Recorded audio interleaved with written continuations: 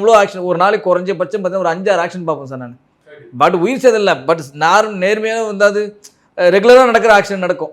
ஒரு 400-500 கிலோமீட்டர் ஃபாஸ்ட்டில் போகிற ஒரு நபர் ஒரு மைனட்டாக ஒரு செகண்ட் ஒரு மைண்டு யோசினா கூட லெஃப்டா ரைட்டான்னு யோசிக்கிற செகண்டில் கூட ஆக்ஷன் ஆகும். தெரியல உங்களுக்கு?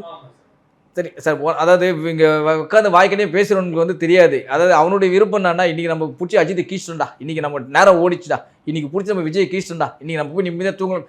ஏன்னா அவனுடைய வேலை அதுதான். அவனுக்கு அதை தாண்டி ஒன்றுமே தெரியாது.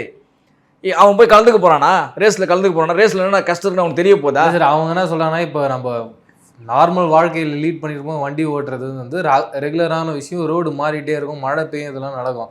ரேஸ் ட்ராக்ல தான் உங்க மேப்பும் வரப்போது, நீங்க ஏற்கனவே ட்ரையல்லாம் பார்த்து ரைட் சார். ரேஸ் ட்ராக்ல எத்தனை கிலோமீட்டர் வேகத்துல போய் நீங்க ஒரு வாட்டி நீங்க இந்த மாதிரி வண்டியை உடச்சுன்னு வரலாம். ஒரு வாட்டி குழந்தை மாதிரி வண்டி உடச்சுன்னு வருது. இந்த சைக்கிள் ஓட தெரியாத குழந்தை அடிக்கடி கீழே விழுற மாதிரி இருக்கு. சிம்பிளா ஒன்னேன்னு சொல்றேன் சார், அங்க எல்லாருக்குமே விபத்து நடக்கும். அஜித்குமாருக்கு மட்டும் விபத்து நடக்கல. அந்த ரேஸ்ல கலந்துற ஆங்காங் வீரரோட விபத்து நடந்தீங்க எவனாச்சும் நீங்க பாப்பீங்களா?